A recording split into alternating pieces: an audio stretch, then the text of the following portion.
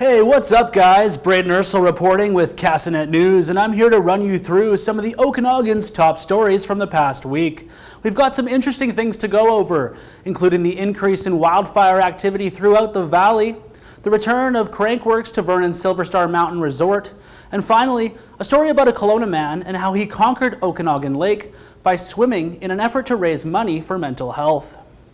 We'll kick things off with the increased wildfire activity that has a number of concerning fires burning near Soyuz and in the Shuswap. The Eagle Bluff wildfire near Soyuz sparked in Oroville, Washington on July 29th, and high winds quickly pushed the blaze north over the border and within meters of people's homes. The blaze caused hundreds of either evacuation orders or alerts, and wildfire crews worked hard all week in an effort to control the blaze. The Adams Lake fire burning in the Shuswap took a dangerous run Wednesday night, forcing a number of evacuation orders and alerts.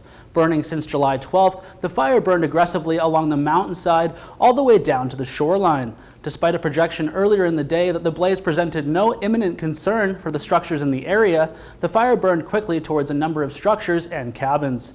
Crews continue to fight the fire both in the air and on the ground, and according to BC Wildfire Service, as of Friday, no structures have been lost in the fire. The Crankworks Summer Series returned to Silver Star Mountain Resort this weekend for a day full of mountain biking, where talented riders were cruising through the difficult courses and performing incredible tricks. I mean, the men and women out here are doing tricks that really would blow your mind of what you can do on a bike. It's really an incredible show. If you've never seen it before, I can't encourage people enough to come out and check it out.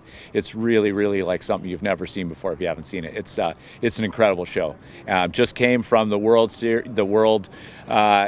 in Whistler and then on here to Silver Star. It's a fantastic show. The event was completely free to the public and saw several different talents perform, riding ramps and catching some big air.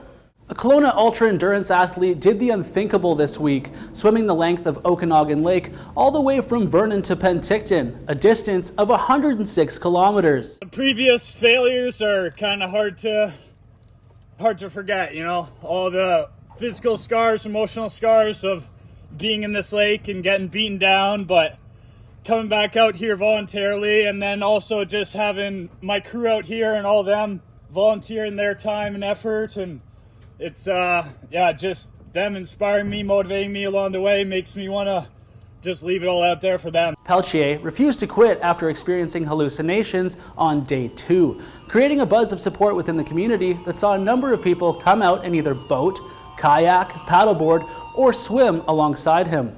After 71 hours of swimming, Peltier was welcomed with cheers from the community as he reached the shoreline in Penticton, raising $30,000 for mental health in the process. But just like Peltier, we've reached the finish line for this week's newscast. The Castanet Week in Review will be back next Sunday with a whole new batch of interesting stories to run through.